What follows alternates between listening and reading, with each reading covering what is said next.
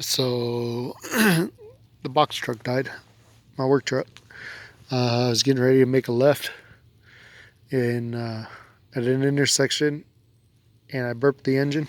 I started to step on the throttle and let off right away. I don't know why I did that. I think the car in front of me had moved awkwardly, and as RPMs dropped, it just shut off. It just died.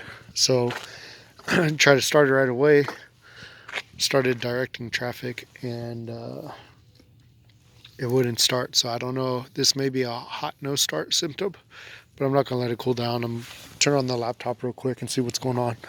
Anyways, 2005 6.0 Powerstroke, and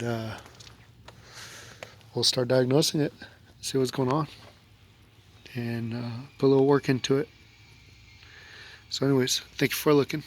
I'm here in Green Valley, Arizona, Southern Arizona Powerstroke service, and have a wonderful day.